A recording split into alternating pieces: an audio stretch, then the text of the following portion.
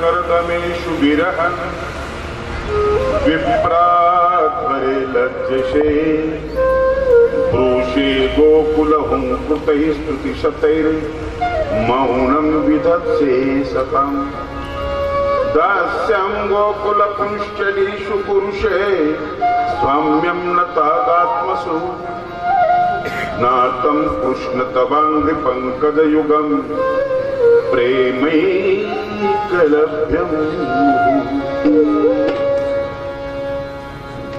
तू नित्य स्वयं प्रकाशु तू ते बोलाव्या देवा कैसा पैसू तुझी माया शक्तीचा डोळेलासू लागला ब्रह्मादिका तुझा कराव्या प्रकाशू योग शास्त्रा नाही सौरसू सांख्या लागे मोहपाशू तुझे निरोपिता म्हणून साधन नाही ऐसे जेणे तुझे नानरत्न दिसे तू जाणविसी कृपावशे तेच जाणिजे वसुदेव सुतं देवं कंसचाणूरमर्दनं देवकी परमानन्दं कृष्णं वन्दे जगद्गुरुं सह्याद्री शिखरे रम्य मनस्यात्रिनन्दनं तं वन्दे परमानन्दं दत्तात्रेयं जगद्गुरुं पुत्रं विशालदेवस्य नित्यमुक्तिप्रदायकं मालिनी परमानन्दं वन्दे चक्रधरं विभुं वन्दे चक्रधरं विभुं वन्दे चक्रधरं विभुं श्रीगोपाल कृष्ण सखेति मत्वा प्रसभं यदुक्तं हे कृष्ण हे यादव हे सखे अजानता महिमानं तवेदं मया प्रमादात् प्रणयेन वा यच्चावह सार्थ मसत्कृतोषि विहारशय्या सनभोजनेषु एकोऽथो वप्पे च्युत तत्समक्षं तत्क्षामय त्वामहमप्रमेयम्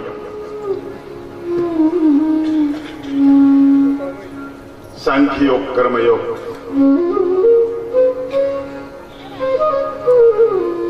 एक एक योग भगवंतांनी सांगितला 9व्या अध्यायामध्ये राजविद्या अत्यंत गोपनीयच्या टप्प्यामध्ये असलेलं रहस्य भगवंताने अर्जुनासमोर उद्घाटित केलं.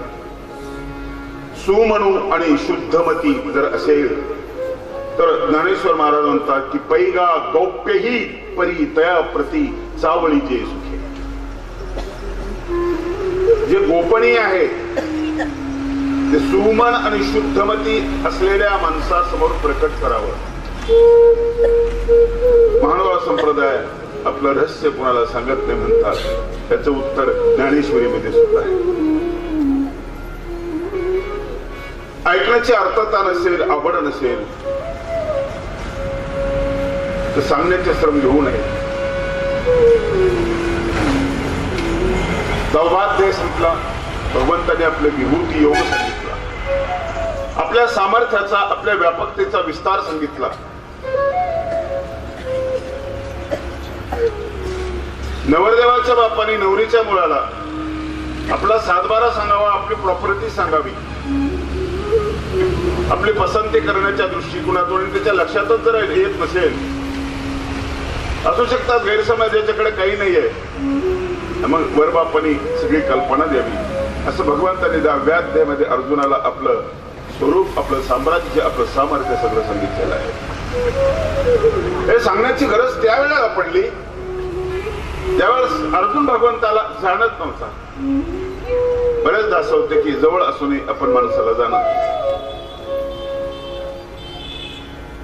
कधीतरी लक्षात येतं आणि हा इतका मोठा आहे मला कल्पना होती. मी त्याच्या जवळ राहायचो, अगदी सोबत राहायचो. अशी अर्जुनाची अवस्था होती म्हणून अर्जुनाला सांगावं. तिसऱ्या अध्यायामध्ये कर्म कसं करावं भगवंतांनी सांगितलं. कर्मात अकर्म पाहता आला पाहिजे, अकर्मात कर्म पाहता आला पाहिजे. कर्माचा जो हेतू आहे तो महत्वाचा आहे, कर्म महत्वाचा नाही. कर्माचं फलित कर्माच्या प्रेरणेवर अवलंबून आहे. तुमची अंत प्रेरणा कशा प्रकारची याच्यावर कर्म अवलंबून. अंत प्रेरणा महत्वाची, तुमचा हेतू महत्वाचा.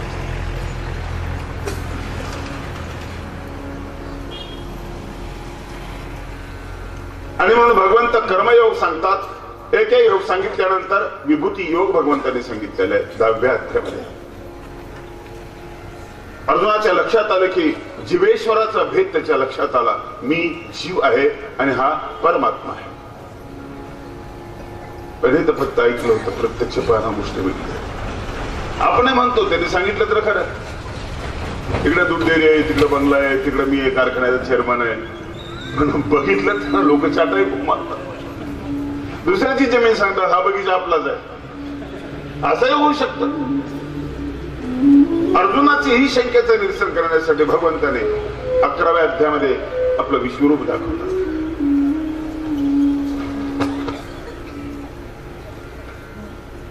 त्या विश्वरूपाचं वर्णन अर्जुन त्यावेळेला करतो ज्यावेळेस त्याला ते पटलेलं असतं. आणि गंमत अशी की श्रीचक्र प्रभूंनी अर्जुनाची पात्रता समजून सांगत असताना तो सकळ सामग्रीवंत असं म्हटलेला आहे.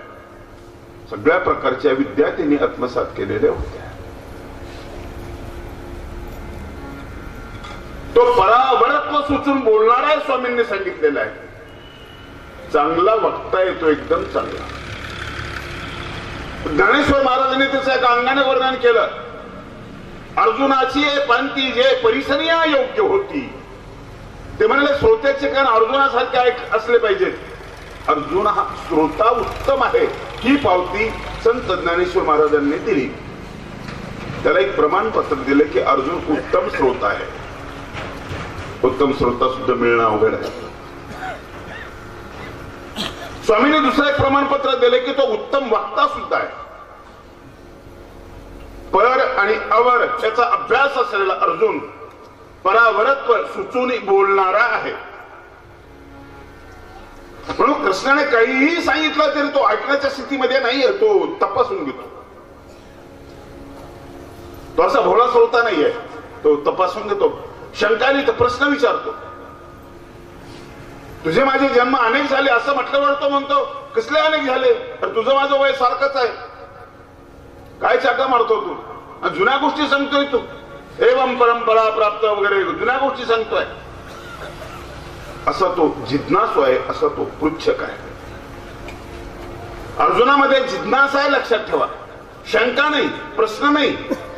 शंका माणसामध्ये विकल्प निर्माण करते. शंकाखोर माणूस संशयी असतो. शंका संशयातून निर्माण होते. प्रश्न स्पर्धेतून निर्माण होतो. प्रश्नाला लढाई आवडते. उत्तर आले की पुन्हा प्रश्न, उत्तर आले की पुन्हा प्रश्न. प्रश्नामध्ये द्वंद्व असतं, युद्ध असतं. जिज्ञासेमध्ये ते ज्ञातुम इच्छा जिज्ञासा, जाणून घेण्याची जी इच्छा आहे त्याला जिज्ञासा असं म्हणतात. शास्त्रज्ञांकडे जिज्ञासा असते. त्या जिज्ञासेपोटी ते संन्यासी होतात, संसार सोडतात. आमचे माजी राष्ट्रपती डॉक्टर अब्दुल कलाम यांना पत्रकारांनी प्रश्न विचारला की तुम्ही लग्न का नाही केलं. ते म्हटले मला आठवणच नाही. किती गोड उत्तर आहे. आठवण तर त्यावेळेला राहील ना, रिकामा असेल तर. मी अशा संशोधनामध्ये जडलो होतो. पृथ्वी क्षेपणास्त्र, अग्नि क्षेपणास्त्र याचं संशोधन करत असताना इतकं रममान झालं होतो की लग्न नावाची गोष्ट, विषय नावाची गोष्ट त्या तुलनेमध्ये क्षुद्र होती. मला विसर पडलाय त्याचा. जिज्ञासा अशी आहे. मुळापर्यंत जाण्याची वृत्ती म्हणजे जिज्ञासा. अर्जुन जिज्ञासू आहे.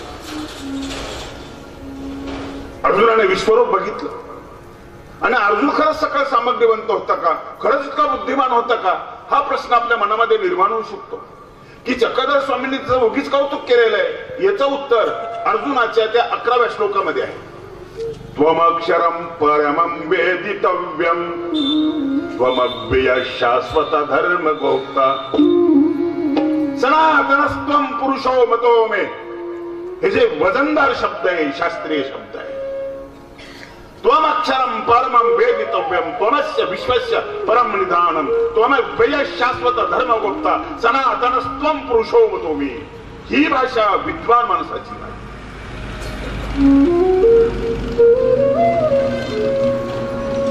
वजनदार भाषा ही शास्त्रीय भाषा.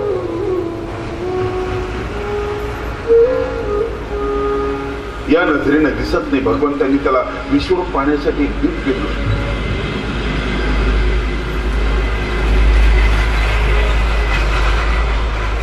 उपग्रह दाखवण्यासाठी तुम्हाला दुर्बीण समोर ठेवतात. डायबिटीज चेक करत असताना जंतू दिसत नाही तुम्हाला, त्यातलं काही दिसत नाही, साखरेचं प्रमाण दिसत नाही. आपण लॅबोरेटरीमध्ये नेतो, तिथं आपल्याला दिसतं. ही छोटीशी दिव्य दृष्टी आपल्यासाठी अर्जुनाला दिव्य दृष्टी दिली. ही साधनेतून प्राप्त होते. ही आशीर्वादांना प्राप्त होते. महापुरुषांच्या आशीर्वादांना प्राप्त होते. नैसर्गिक असा एक बदल होतो. ओशोने याचं वर्णन केलेलं आहे. दिव्य दृष्टी म्हणजे लांब पाहणं, दिव्य श्रवण म्हणजे लांबचं ऐकणं. ओशोने वर्णन केलं तेव्हा त्याने उदाहरण दिलंय की कुठल्या देशामध्ये अपघात झाला, कानाला मारा लागला, आकाशवाणीचे कार्यक्रम ऐकू यायला लागले. भयान झाला तो माणूस. रेडिओ नाही, काही नाही, काही नाही, दूरदूरचे आवाज यायला लागले. ऑपरेशन करून त्याने ते व्यवस्थित करून घेतलं. डोळ्याचे ऑटोमॅटिक पडदे असे विशिष्ट याच्यामध्ये येतात, दूरचं दिसायला लागतं. दूरचं दिसायला. तसं आपल्याला चष्म्याने थोडस लांबचं दिसायला लागतं. लहान अक्षर मोठं दिसायला लागतं. भगवंताने अर्जुनाला दिव्य दृष्टी दिलेली आहे. विश्वरूप पाहण्याची दिव्य दृष्टी. अर्जुनाने विश्वरूप बघितलं. किरीटिनम गदिनम च विविध अत्यंत तेजस्वी प्रकाशाचा पुंज. अनेक तोंड, अनेक हात, जिव्हा लवलवतायत. त्या मुखामध्ये कौरव जात आहेत. सगळं ब्रह्मांड त्या तोंडामध्ये दिसलं. असं विश्वरूप दिसलं. पण गंमत एक आहे, तोंड अनेक आहेत, हात एक आहे, अनेक आहेत, हृदय मात्र एक आहे. आपण बसलो, हे सगळी सभा विश्वरूपच आहे. प्रत्येकाचं तोंड वेगळं आहे, जात वेगळी आहे, कदाचित पंथ वेगळा आहे, वय वेगळं आहे, शैक्षणिक पात्रता एक वेगळी आहे. पण सगळ्यांचं ध्येय सध्या प्रवचन ऐकणं हेच आहे. सगळ्यांचा आत्मा एक आहे.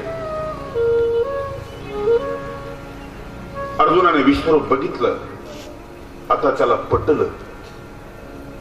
अगोदर त्याला कळलं होतं. कळणं आणि पटण्याच्या मध्ये फरक आहे.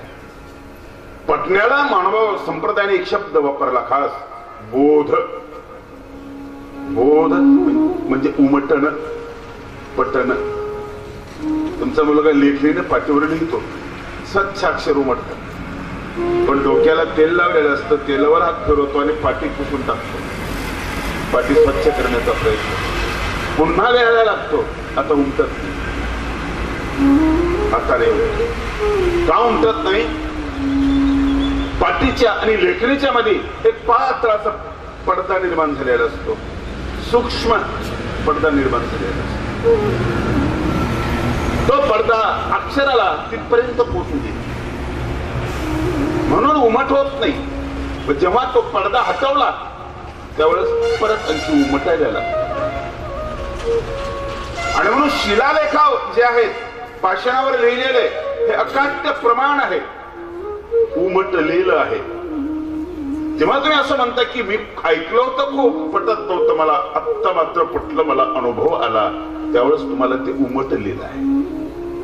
त्याला उमट हा शब्द वापरला, अतिशय गोड शब्द. कळतं सगळ्यांनाच, सगळ्यांनाच कळतं. उमटतं कुठे? उमटत. अर्जुनाला या ठिकाणी उमट झाला. असं जेव्हा लक्षात येतं आपल्याला त्यावेळेस आपण आपल्या जागेवर उभे राहतो. अर्जुन स्वतःच्या जागेवर उभा आहे, भगवंताकडे बघतोय. खूप फरक आहे, खूप फरक आहे. विशाल शरीर आहे भगवंता, दिव्य डोळे दीपवून टाकणार. थोडा जास्त प्रकाश असला तर आपल्याला दिसत नाही, किंवा एखादा तेजपुंज माणूस असला त्याच्या नजरेला नजर आपण घडू शकत नाही. लोकमान्य टिळकांचे डोळे इतके तेजस्वी होते की त्यांच्या नजरेला नजर भिडवण्याची कोणाची ताकद नव्हती. तुमच्याही परिसरात असे काही माणसं असतील इतके वजनदार, इतके प्रभावी आहेत की त्यांच्या नजरेला नजर तुम्ही घडू शकत नाही. अरे एवढूस तेज पाण्याची ताकद आपल्यामध्ये नाही. अर्जुना समर्थ तो परमेश्वर उभा आहे, तो विश्वरूप दाखवत आहे. अर्जुन लहान मुलासारखाच होतो. टचकन डोळ्यात पाण्याला अर्जुनाच्या पाणी मोठं गोड, पाणी मोठं चांगलं. डोळ्यात पाणी तरी किती डबडबले डोळे. ते दिव्य स्वरूप बघितल्यानंतर प्रभावित झालेला अर्जुन. डोळ्यात पाणी का आलं?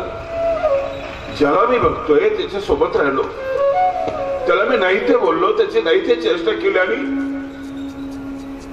पश्चाताप झाला. भिजले अर्जुनाचे डोळे दुसऱ्यांदा. पहिल्यांदा भिजले पहिल्या अध्यायामध्ये, त्यावेळेस ते पाणी चांगल्या जातीचं. भगवंताने त्यावेळेस त्याला शिवी दिली. ना करते कोणाला शिवी दिली. एखाद्या चोराने चोरी केल्यानंतर जर मारलं, आपला मुलगा जरी असला चोरी करताना तो रडतोय, आपल्याला त्याच्या रडण्याची किंमत नाही वाटत. आपण त्याला शिवी देतो, कदाचित पुन्हा आणखी मारतो. डोळ्यात पाणी तर असतं, पण त्या पाण्याची आपल्याला कदर होत नाही. त्या पाण्याचं कारण वेगळं असतं.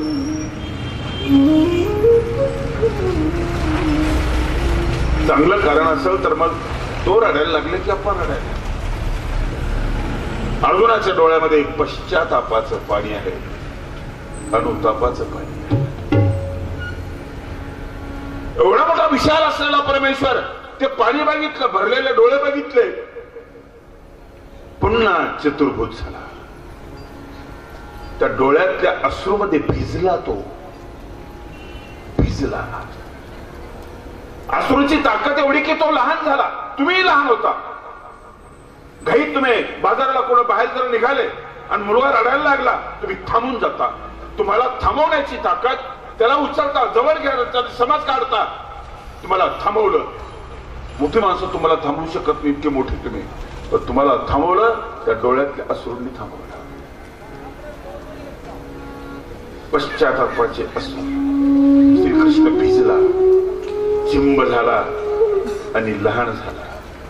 त्यावेळेस अर्जुनाच्या तोंडातून निघालेला हा श्लोक 11व्या अध्यायातला 41 आणि 42 क्रमांक असलेला श्लोक. सखेति मत्वा प्रसभमिह दुःखं यत् कृष्ण हे यादवे सखी. शरण में आलो तुझला परेशा, माधव कुंज बिहारी. शरण में आलो तुझला परेशा, माधव कुंज बिहारी. शरण में आलो तुझला परेशा, माधव कुंज बिहारी. शरण में आलो तुझला परेशा, माधव कुंज बिहारी.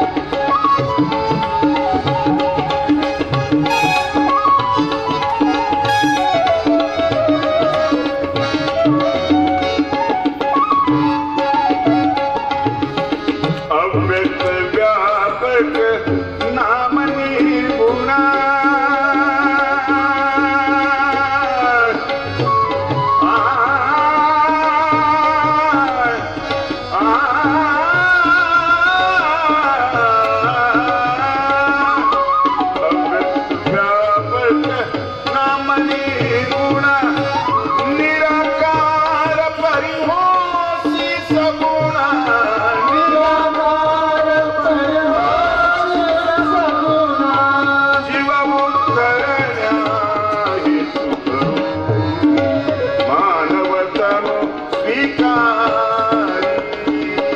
शरणमी आलो तुझ्या परेशा माधव कुंज विहारी शरणमी आलो तुझ्या परेशा माधव कुंज विहारी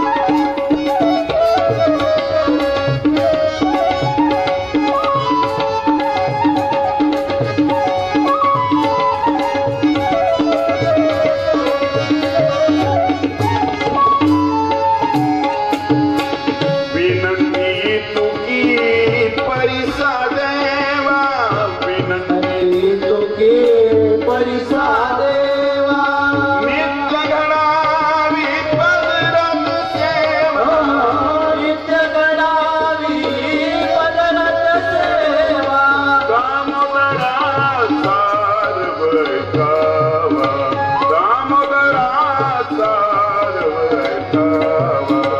मोहन कुंज बिहारी शरणमी आलो तुझ्या परेशा माधव कुंज विहारी शरणमी आलो तुझ्या परेशा माधव कुंज विहारी अर्जुनाला पश्चाताप झाला.